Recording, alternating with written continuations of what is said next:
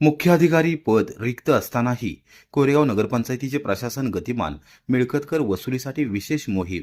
कोरेगाव नगरपंचायतीत कायमस्वरूपी मुख्याधिकारी नसतानाही नगराध्यक्षा दीपाली महेश बर्गे आणि उपनगराध्यक्ष राहुल रघुनाथ बर्गे यांनी प्रशासन गतिमान ठेवत शहरातील आर्थिक घडी मजबूत करण्यासाठी मिळकत कर वसुलीला प्राधान्य दिले आहे. 2025 साल संपायला अवघे 23 दिवस शिल्लक असताना नगरपंचायतीने मिळकत कर वसुलीसाठी स्वतंत्र व्यवस्था उभारली आहे. आर्थिक नियोजन सक्षम ठेवण्यासाठी ही पावले उचलल्याची माहिती नगराध्यक्षा दीपाली बर्गे व उपनगराध्यक्ष राहुल बर्गे यांनी दिली.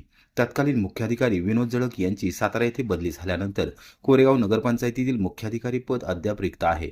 दहिवडी येथील मुख्याधिकाऱ्यांकडे अतिरिक्त पदभार असल्याने पूर्णवेळ अधिकारी उपलब्ध नसतानाही नगरपंचायतीचे कामकाज सुरळीत सुरू ठेवण्यात येत आहे.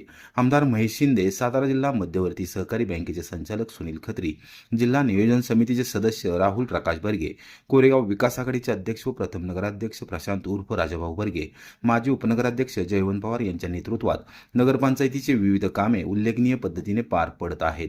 नगरपंचायतीत दैनंदिन कामकाज नीट पार पडावे, शहरवासियांना आवश्यक नागरी सुविधा उपलब्ध व्हाव्यात आणि नगरपंचायतीची आर्थिक स्थिती सक्षम राहावी यासाठी उपनगराध्यक्ष राहुल रघुनाथ बर्गे यांनी पुढाकार घेतला आहे.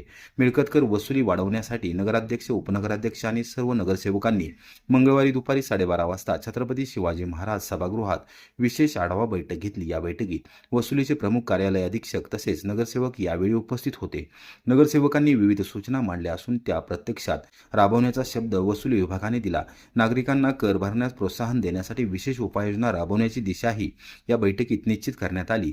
कोरेगाव नगरपंचायत प्रशासनाने डिसेंबर अखेरपर्यंत मिळकत कर वसुलीत लक्षणीय वाढ करण्याचा निर्धार केला आहे. दैनंदिन आढावा घेऊन कामकाज गतिमान करण्याचे नियोजन उपनगराध्यक्ष राहुल रघुनाथ बर्गे यांनी स्पष्ट केले.